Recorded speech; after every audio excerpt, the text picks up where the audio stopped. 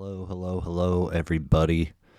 This is Blair with the Badass Records podcast, welcoming you in for another episode. And starting things off right, I'm enjoying a Brewery Imperial Pilsner, a bright lager of 5% alcohol by volume. It's clean and clear, fresh, noble hop character with some subtle corn sweetness. It's a throwback to great Pilsners brewed before Prohibition. Pilsner malt and corn are featured in it. They are at 1829 Oak in downtown KC Mo. Find them online at breweryimperial.com. That's Imperial with an E.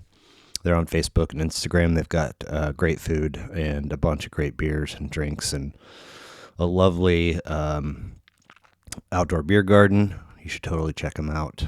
It's Brewery Imperial. So here we are, though, another gap in the schedule, which leaves me bringing you another solo episode.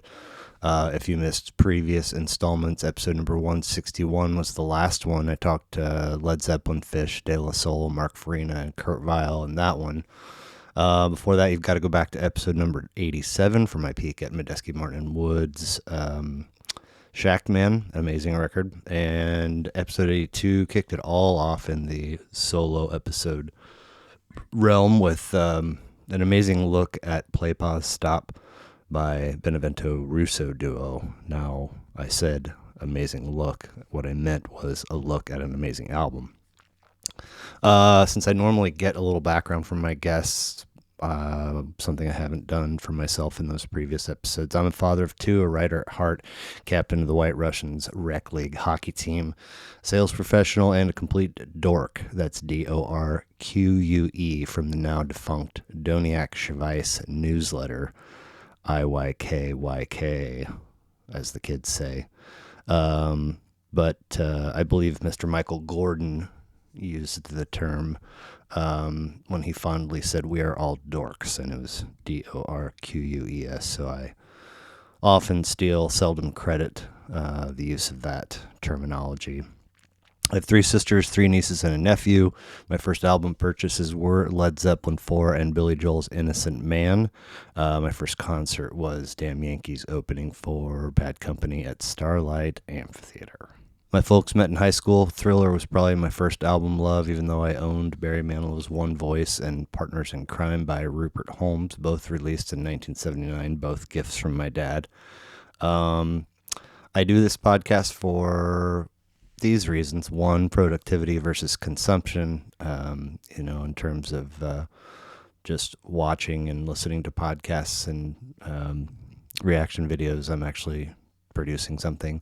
Two, filling the custody share gaps in my schedule keeps me busy when my kids aren't around. Three, talking to people in real life is important, especially under the guise of the world that became online ordering into COVID, and the ultimate result being who the new real people in the real world are. Things often don't feel like they once did, but I think it's important we don't lose sight of talking to one another in person. So that's why that piece is important to me. And in that regard, no virtual episodes. So if you want to get on an episode, you gotta come on over and sit in the chair across from me. Another reason is that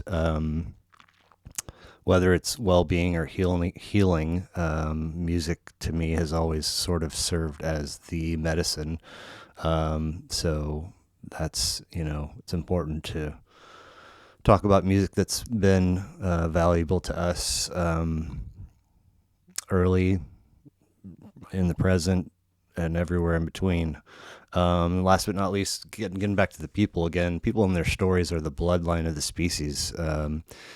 Our point in time on the planet, our place, our experiences, our emotions, religions, ethnicities, sexualities, connections, etc.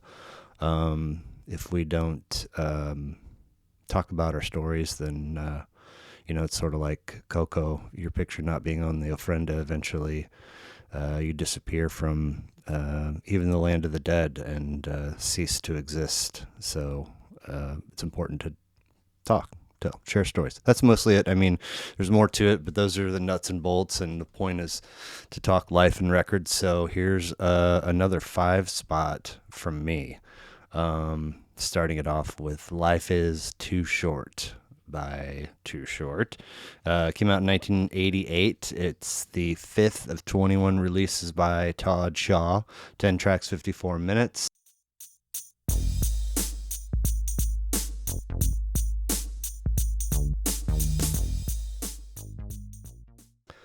Oaktown. Oakland is the best. Baby, it's so fresh. Life is too short. Too short.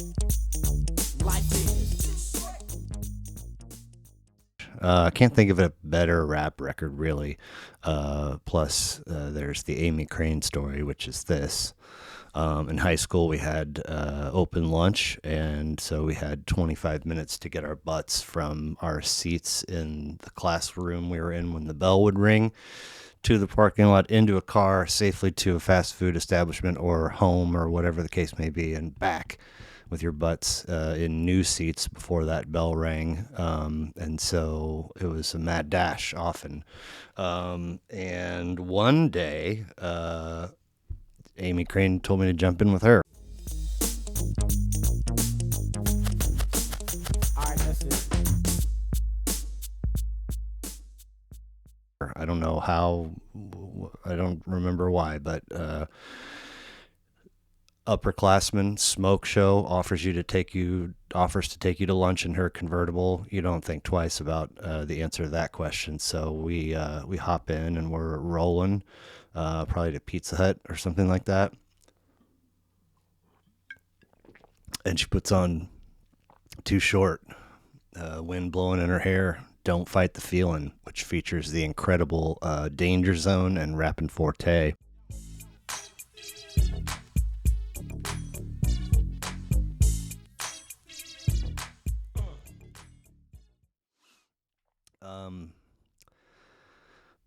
It's important to note that at the time, a fashionable thing for boys to wear was Umbro soccer shorts, and you most certainly weren't wearing briefs underneath them. You had on boxers. So at this point, I really can't say shit. Ain't dropping no lines, I'll just call you a bitch. Bitch.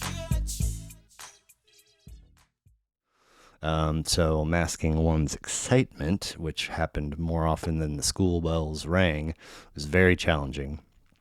So challenging, in fact, that you'd have to do, I'm not saying everybody, but some of us would have to do the old waistband flip and tuck, if you know what I mean.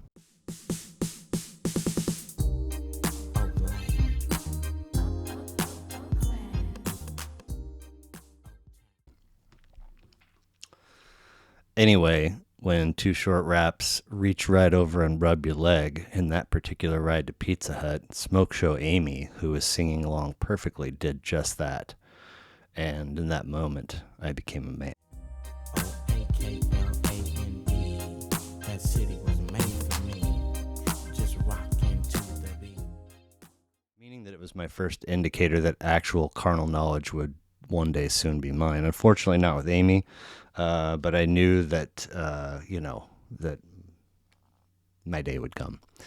Of course, there was cuss words, which I got to know via a compilation called Explicit Rap. Not even sure what else was on it, but probably some 2 Live Crew and some Ghetto Boys. But the depth to which Too Short went on this track blew my mind. I actually felt bad for Ronald and Nancy Reagan for a long time. So what are you saying, Todd? Plus, Don't Fight the Feeling and cuss words go 8 minutes, 18 seconds, and 7 minutes, 45 seconds, respectively. No one else in the rap game was doing that. People out here dropping dead like flies. I used to see a homeboy give him 5. Now I say, man, you still alive. I've admired Too Short for many, many years, and he's remained one of the most prolific rappers in the game for a long, long time. I mean, hell, he's slated to drop a record this year. I'm the coldest MC on a microphone, like a 357 pointed at your dome. I got cap for cap, you never heard. So, love life is too short. Next is Flying in a Blue Dream by Joe Satriani from 1989. It's his third of 18 tracks long, 64 minutes, and Satch. From Oaktown to Westbury, New York, and the best-selling instrumental rock guitarist of all time.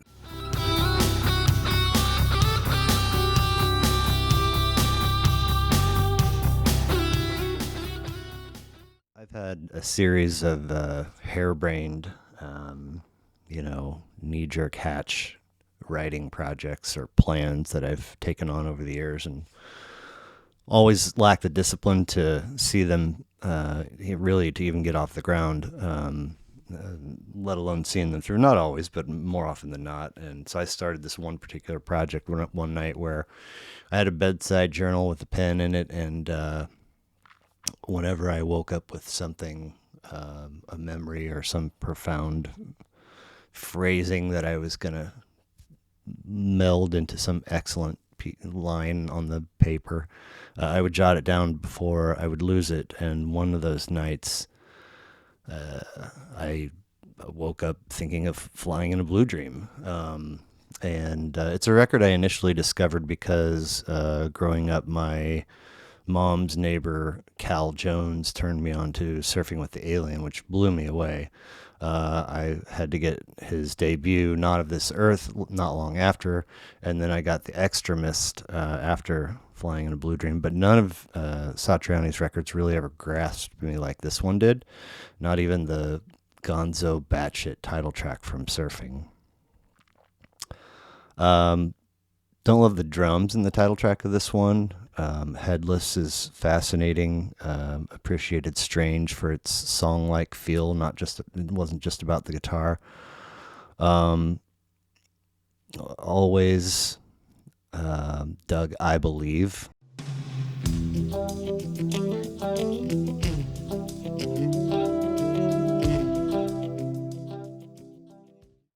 I quickly abandoned that writing project, but that revisit deepened my relationship with this album. I don't love all of it, but there's lots to love in it.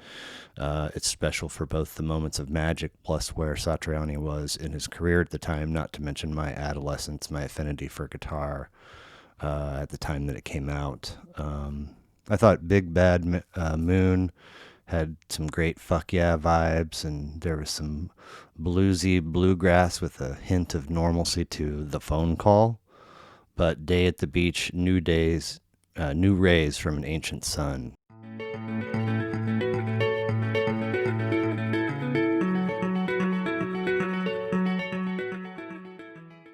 I'm thankful to Cal for the introduction. I don't love the album cover artwork, but it fits with the record.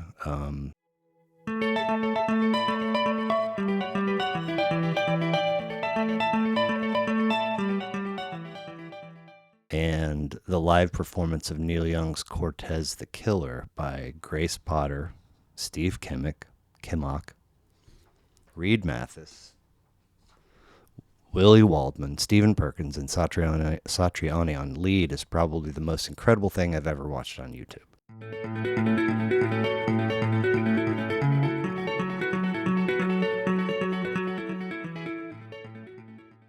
I remember discovering it just over a decade ago and feeling silly about watching it like 50 times, no exaggeration. Its view count wasn't staggering then. I remember being like, I am an actual recognizable percentage of this total view count. But it's on the cusp of 8 million views today.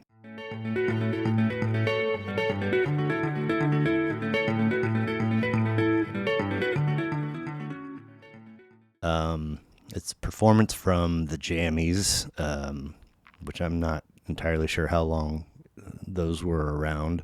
I don't know how this lineup was assembled. I don't know how much they rehearsed, but they absolutely murdered this performance, and they all knew it. Please go watch it. Back to Shah LaBelle. Really shreds. You don't have to like it, but nice chops, bro. Loved Ride. Made the album feel accessible. But The Forgotten Part 1.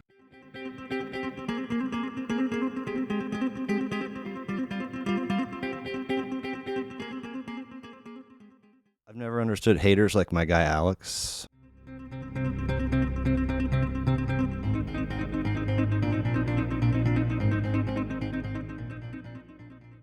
Who trashes, a lot of things.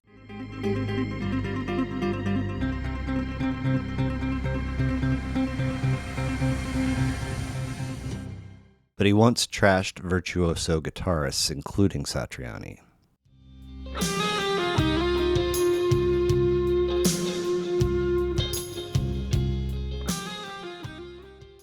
I don't think he ever owned a guitar or actually tried to learn to play one.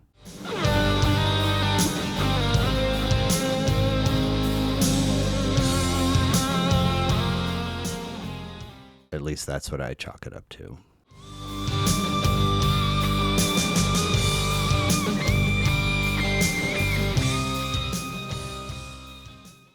These final selections come from The Forgotten Part 2.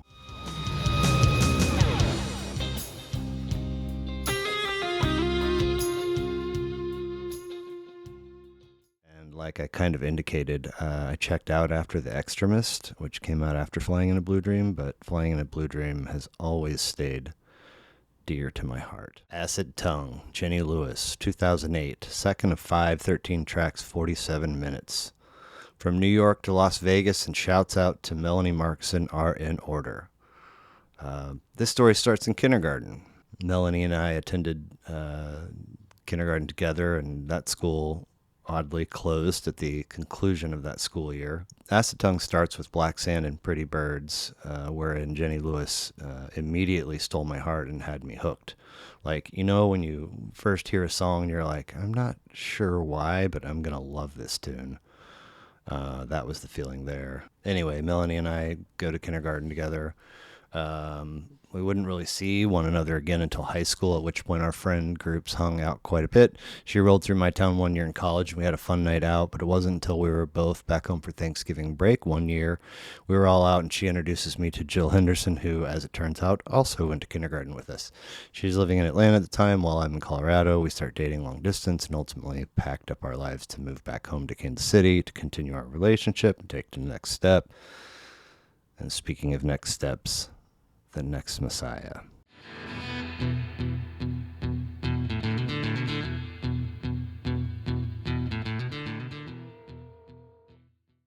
That relationship didn't work out, which was okay. It was a little more complicated in the sense that in connecting with Jill, I not only cheated on my girlfriend at the time, but I ditched her in St. Louis like a coward. And then rode all the way back to Colorado with her, only to later break up with her a day or two later.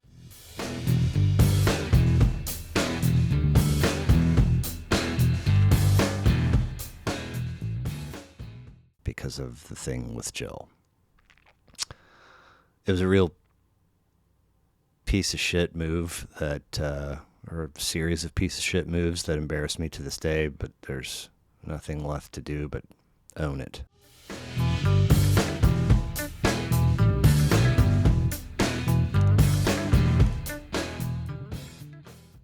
And perhaps the silver lining is that my then girlfriend ended up marrying my then roommate a few years after the fact, and they're still together now, and happily.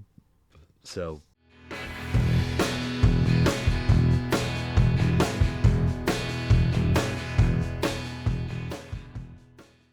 shouts out to Steve and Ellie. Anyway, Jill and I break up, and then my dad, who'd become close with Jill and helped her find our rental home in Kansas City, dies. And Jill was super strong for me across those first couple of weeks. I really owe her a life's blessing to this day for it, but I'm not allowed to convey that because the guy that she ended up marrying made her unfriend me both on Facebook and in real life.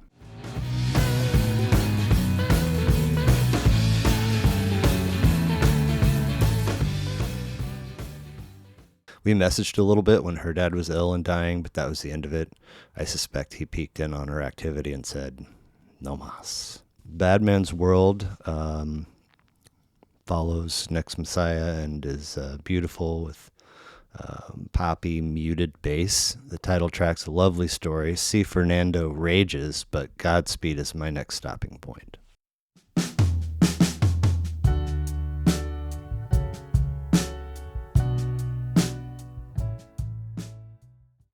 told me about Jill's wedding after an amazing reading our friend Ed gave in celebration of his newly then published book, The Good Man.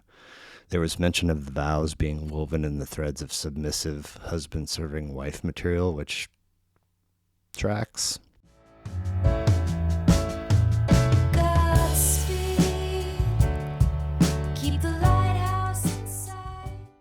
Anyway, Melanie's one of the coolest human beings I've ever met. She once dated our good friend Dave, R.I.P. in peace to Dave, for a short minute. Let me help you. Why won't you? Godspeed. They were close friends long before and long after, if I have my shit straight, but I loved Dave. She loved Dave. Dave loved all of his friends, but especially Melanie, and understandably so. Melanie's the best.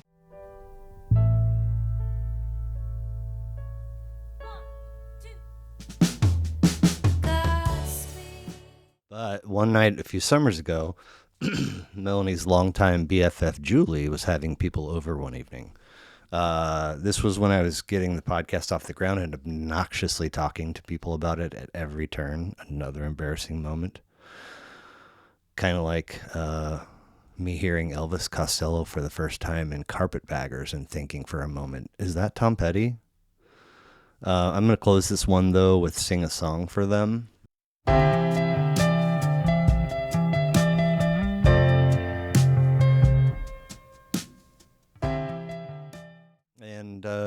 And so that evening I hit Melanie up to do an episode with me once I had the thing live, and her no couldn't have been more emphatic.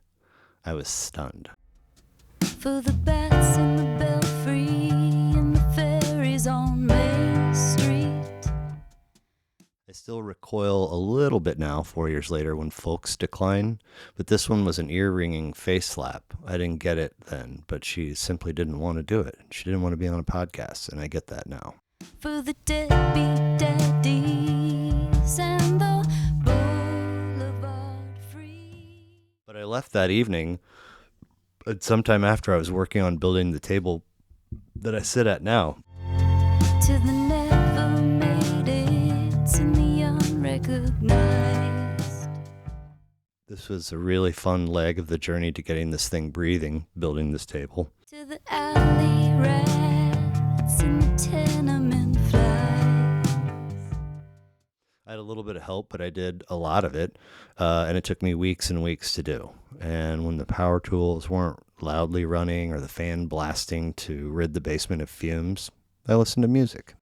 To the weekend tweakers, the blonde and the blind. And one evening, Melanie texted me. It read, Jenny Lewis, Acid Tongue. I don't think I squealed, but I might have squealed a little. I was so excited, and I put it on, and I loved it so very much.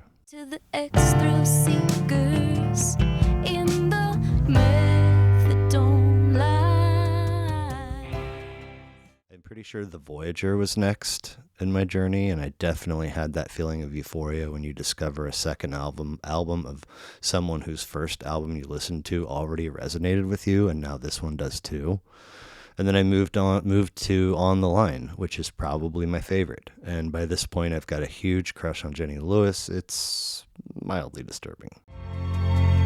To who you are and will never be. I haven't messed around too much with the Watson Twins record, and still owe due diligence to Joyall from 2 years ago, but I dug the little bit of the fifth Rilo Kiley record, Under the Blacklight. But those 3 Jenny Lewis solo records are really what greased my gears for a good little bit.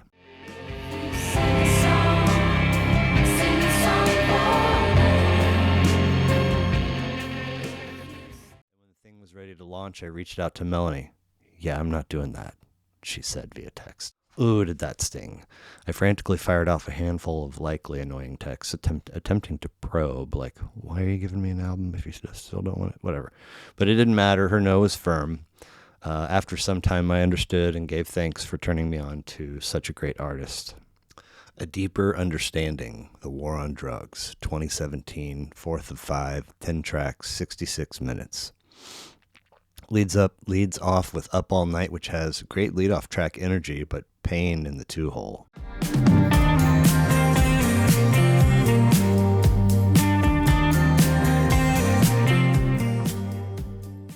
My guest from episode number 1 turned me on to these guys, but I didn't pay it much mind way back when. Pull me close and let me hold you in. Give me the deeper understanding of who I am. He told me off camera that he hadn't wanted to feature Jason Isbell's Southeastern in his episode, even though it was one of his favorite albums. It mirrored his divorce too closely.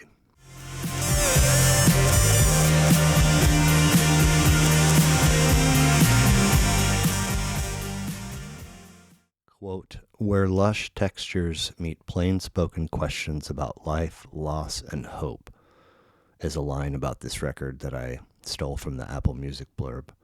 And Strangest Thing might be my favorite track.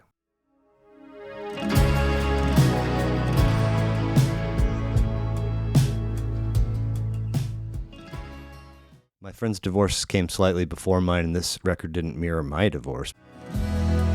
Now the sky is painted in a wash of indigo. But it provided me an absolute ton of emotional comfort as I treaded those particular waters.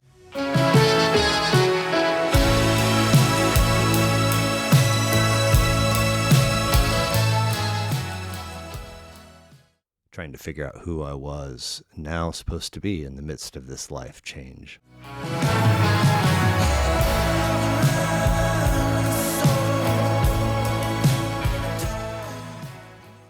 Knockdowns, track 5. It's drowsily lovely, while Nothing to Find takes us back to the lead-off track's energy, but Thinking of a Place is the album's 11-minute, 10-second anthem.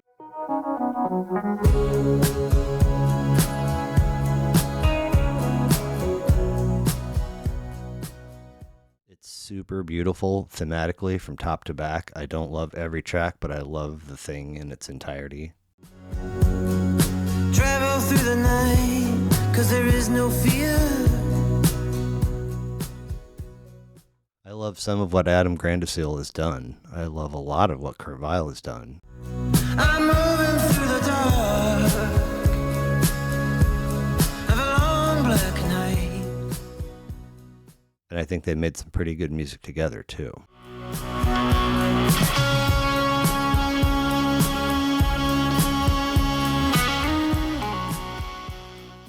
I saw The War on Drugs at Grinders here in KC a few summers ago, and I enjoyed the show.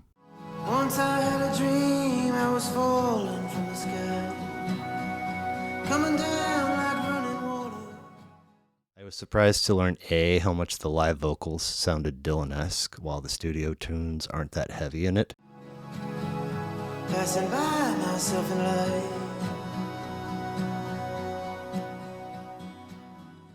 And B, they're a same setlist band, or at least according to what I saw in a brief perusal of setlist.fm the morning after that show.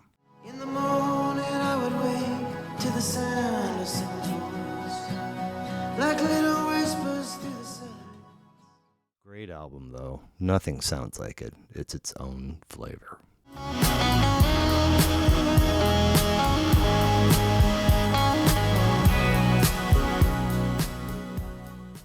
Son of Dad, Steven Wilson Jr. from 2023. 22 tracks, 90 minutes, and that's not even the deluxe version. Great opener, perfect way to set the tone. Cuckoo and Billy are lovable for the energy they bring, but patches.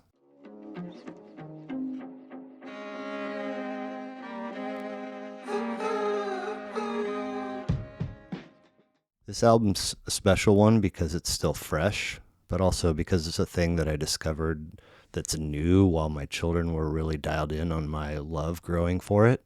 I got rides that won't reel, I got scars that won't heal, I'm a torn cigarette, wet book of night. As opposed to me playing an older favorite and quasi-gauging how they reacted to it. So I'm playing favorite cuts from this record loud. Yeah, being broke down is how I was built. Hey, look over there's another. kitchen and the car, trying to keep some semblance of key and pitch as I sing along. And American Gothic is not to be not sung along with.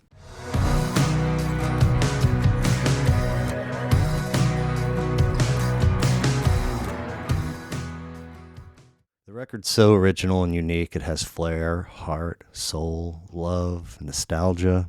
Running down a dream on Stephen King and Kerouac. Children of the corn, pink house, pink Cadillac. It's not just any patch of pitch. And a fistful of other human emotions. Watching days of our lives on a secondhand couch. Nicotine soaked wood panels of the house. Sugarcoat on the bed. Brilliantly placed on top of blistering chops that last for days. It's real life living. Real lively. It's real life living. Eager to Be Young, 1994 is short but powerful there in the 8th spot. That first girlfriend that got me into Boys to Men. And I grew up a lot that year. My sweatshirt said no fear.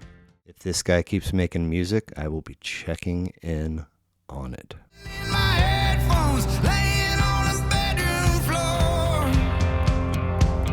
1994. Great generational voice for a voidful nation divided, and hope the thinnest cloud streak as a once overcast morning shifts into torturous hot nights with no indication of reprieve. My life was a stereo, and it was everything. Soundtrack, first kiss, out at the roller rink. I'm going to sink my teeth into Live at the Print Shop in its entirety one of these days, since clips from it dropped into my algorithm as my official introduction. Until then, I've super enjoyed this ride. The soul-wrenchingness of Twisted, Tornadoes roll through town on Christmas. Nobody's hurt, but the house is missing. the telltale tune of the album Father's Son, You wanna change my name, gotta drain my blood. Goddamn, I am my father's son. the absolute joy of Calico Creek,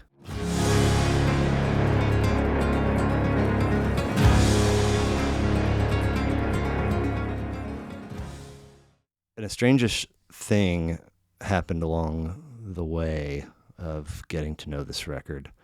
I came across an article by Joseph Hudak, probably also because of social media, and it was featured in Rolling Stone just a few months ago. I love this line in Hometown. Yeah, I wanna wake up to some of that cooking. Know my way around without looking. That features title, Can Steven Wilson Jr. Save the World? And I did a thing I never do when I come across written word covering a topic I adore. You, by the way, just might be my favorite. What am I doing? I don't have a clue. Who would I be? Where would I be without?